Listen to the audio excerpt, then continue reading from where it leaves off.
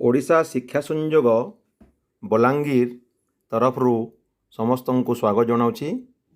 ଆଜି ନବମ ଶ୍ରେଣୀର ଜୀବବିଜ୍ଞାନ ପାଠର ଟିସୁତନ୍ତ୍ର ବିଷୟରେ ଆଲୋଚନା କରିବା। ଜୀବଜଗତରେ ଥିବା ସମସ୍ତ ପ୍ରାଣୀ ଓ ଉଦ୍ଭିଦମାନଙ୍କର ଶରୀର ଏକ ବା ଏକାଧିକ କୋଷକୁ ନେଇ ଗଠିତ। ସେମାନଙ୍କ ମଧ୍ୟରେ ଉଭୟ ଏକକୋଷୀ ଓ ବହୁକୋଷୀ ପ୍ରାଣୀ, ଉଦ୍ଭିଦ ଓ ଅଣୁଜୀବ ଅନ୍ତର୍ଭୁକ୍ତ। ଏକକୋଷୀ ଜୀବମାନଙ୍କର ସମସ୍ତ ଜୈବିକ ପ୍ରକ୍ରିୟା ଗୋଟିଏ କୋଷ ଦ୍ୱାରା ସମ୍ପାଦିତ ହେଉଥିବା ବେଳେ ବହୁକୋଷୀ ଜୀବମାନଙ୍କର ଭିନ୍ନ ଭିନ୍ନ କୋଷରେ ଗଠିତ ବିଭିନ୍ନ ଅଙ୍ଗ ଅଲଗା ଭାବରେ ସେ ସମସ୍ତ କାର୍ଯ୍ୟ ସମ୍ପନ୍ନ କରିଥାନ୍ତି। ଉଦାହରଣ ସ୍ୱରୂପ ଏକକୋଷୀ ଏମୋଇବାର ଖାଦ୍ୟ ଗ୍ରହଣ, ଚଳନ, ଶ୍ୱସନ ଓ ପ୍ରଜନନ ଇତ୍ୟାଦି ସମସ୍ତ କାର୍ଯ୍ୟ ସେହି ଏକମାତ୍ର କୋଷ ଦ୍ୱାରା ହିଁ ସମ୍ପାଦିତ ହୋଇଥାଏ। କିନ୍ତୁ ବହୁକୋଷୀ ଜୀବ ଯଥା ମନୁଷ୍ୟ ଏବଂ ଉଦ୍ଭିଦମାନଙ୍କର ଏହିସବୁ କାର୍ଯ୍ୟଗୁଡ଼ିକ ସମ୍ପାଦନ କରିବା ପାଇଁ ଅଲଗା ଅଲଗା ଅଙ୍ଗ ପ୍ରତ୍ୟଙ୍ଗ ରହିଥାଏ। ଏହି ଅଙ୍ଗ ପ୍ରତ୍ୟଙ୍ଗ ଗୁଡ଼ିକ ବିଭିନ୍ନ ପ୍ରକାର ଟିସୁ ଦ୍ୱାରା ଗଠିତ। ପିଲାମାନେ, ବର୍ତ୍ତମାନ ଆମେ ଆଲୋଚନା କରିବା ଟିସୁ ସଂସ୍ଥାନ ବିଷୟରେ। କୋଷମାନଙ୍କ ସମାହାରକୁ ସ୍ଥୂଳତଃ ଟିସୁ କୁହାଯାଏ।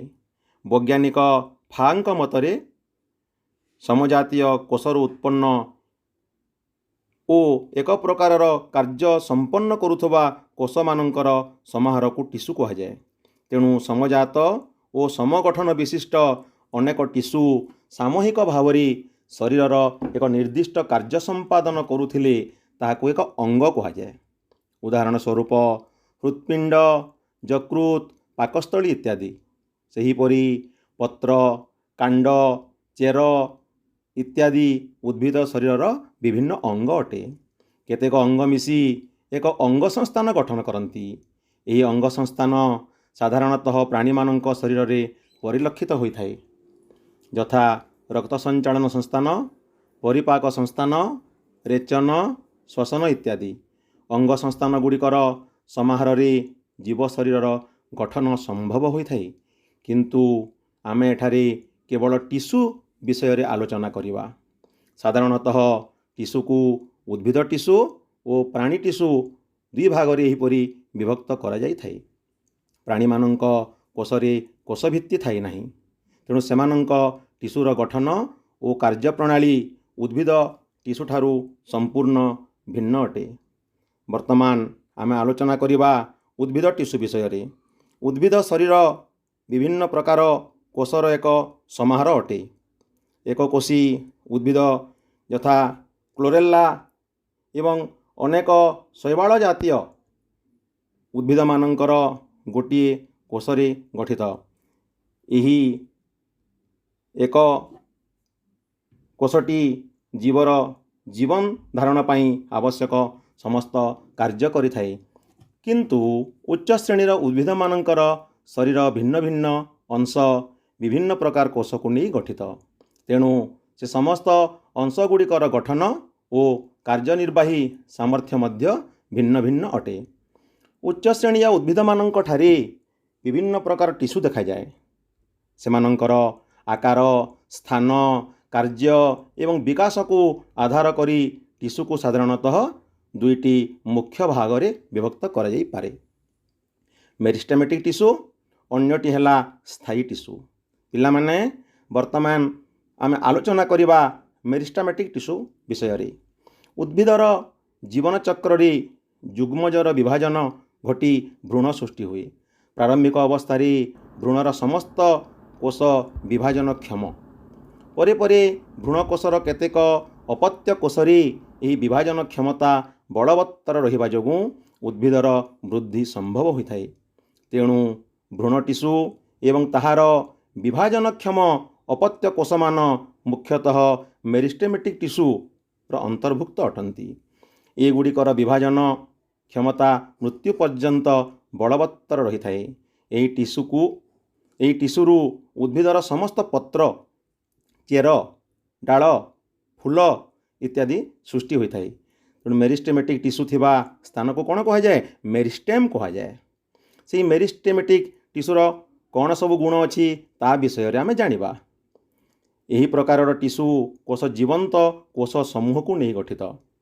ଏହି ମେରିଷ୍ଟେମେଟିକ୍ ଟିସୁର କୋଷଗୁଡ଼ିକର ବିଭାଜନ କ୍ଷମତା ଜୀବନ ସାରା ରହିଥାଏ। କୋଷଗୁଡ଼ିକ ଆୟତାକାର, କୋଷ ଭିତରେ ଅନ୍ତଃକୋଷୀୟ ସ୍ଥାନ ଥାଏ ନାହିଁ, ତେଣୁ ଏହି କୋଷଗୁଡ଼ିକ ପରସ୍ପର ସହ ସଂଯୁକ୍ତ ହୋଇଥାନ୍ତି। କୋଷ ଭିତ୍ତି ସାଧାରଣତଃ ପତଳା। କୋଷଗୁଡ଼ିକରେ କୋଷଜୀବକ ଭରି ହୋଇ ରହିଥାଏ ଏବଂ ଏମାନଙ୍କର ନଷ୍ଟୀ ସୁସ୍ପଷ୍ଟ। କୋଷରେ ରସଧାନୀ ଛୋଟ ଅଟେ। ଅନ୍ତର୍ଜୀବକୀୟ ଜାଲିକା, ମାଇଟୋକଣ୍ଡ୍ରିଆ ଏବଂ ଲବକ ଇତ୍ୟାଦି ଅଙ୍ଗିକା ପ୍ରାରମ୍ଭିକ ଅବସ୍ଥାରେ ଦେଖାଯାଏ।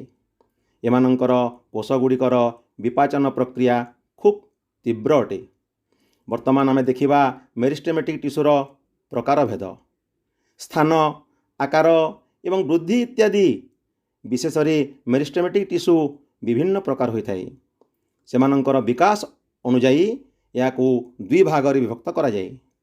ପ୍ରଥମଟି ହେଲା ପ୍ରାଥମିକ ମେରିଷ୍ଟେମ୍, ଦ୍ୱିତୀୟଟି ହେଲା ଉତ୍ତର ମେରିଷ୍ଟେମ୍। ଆମେ ବର୍ତ୍ତମାନ ଦେଖିବା ପ୍ରାଥମିକ ମେରିଷ୍ଟେମ୍। ସାଧାରଣତଃ ଏହି ଟିସୁ ଉଦ୍ଭିଦର କାଣ୍ଡ ଓ ଚେରର ଅଗ୍ରଭାଗରେ ପ୍ରଥମରୁ ଦେଖାଯାଏ।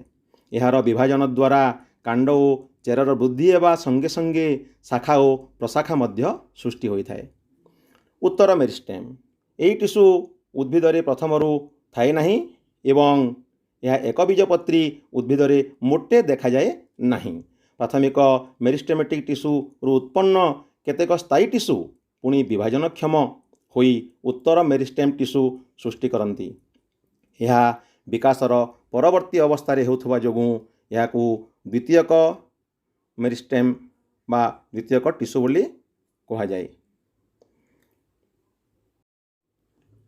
ସ୍ଥାନ ଅନୁସାରେ ମେରିଷ୍ଟେମେଟିକ୍ ଟିସୁକୁ ତିନି ଭାଗରେ ବିଭକ୍ତ କରାଯାଏ, ଯଥା ଅଗ୍ରସ୍ଥ ମେରିଷ୍ଟେମ୍, ପାର୍ଶ୍ୱିକ ମେରିଷ୍ଟେମ୍, ଅନ୍ତର୍ବିଷ୍ଟ ମେରିଷ୍ଟେମ୍। ପ୍ରଥମେ ଆମେ ଜାଣିବା ଅଗ୍ରସ୍ଥ ମେରିଷ୍ଟେମ୍ ବିଷୟରେ। ଏହା କାଣ୍ଡ ଓ ଚେରର ଅଗ୍ରଭାଗରେ ରହି ସେମାନଙ୍କର ଉଚ୍ଚତା ବୃଦ୍ଧି କରିଥାନ୍ତି। ଶାଖା, ଡାଳ, ଚେର, ପତ୍ର ଓ ଫୁଲର ଉତ୍ପତ୍ତି ଏହି ମେରିଷ୍ଟେମ୍ ଟିସୁ ଦ୍ୱାରା ହୋଇଥାଏ। ପାର୍ଶ୍ୱିକ ମେରିଷ୍ଟେମ୍। ଏହି ପ୍ରକାରର ମେରିଷ୍ଟେମ୍ ଟିସୁ କାଣ୍ଡ ଓ ମୂଳରେ ଅନୁଲମ୍ବ ପଟି ଭାବରେ ଦେଖାଯାଏ। ଏହା ସାଧାରଣତଃ କାଣ୍ଡ ଓ ମୂଳର ପରିଧିରେ ବୃଦ୍ଧି ଘଟାଇଥାଏ। ଏଥିରେ ଥିବା କୋଷଗୁଡ଼ିକ ଆକାରରେ ଛୋଟ, ଆୟତାକାର ଓ ଗୋଟିଏ ମାତ୍ର ସମତଳରେ ବିଭାଜିତ ହୋଇଥାନ୍ତି। ଆନ୍ତଃବିଡ଼ିକ କାମ୍ବିୟମ୍ ଓ ସମ୍ବାହୀ କାମ୍ବିୟମ୍ ଏହି ଟିସୁର ଉଦାହରଣ ଅଟେ।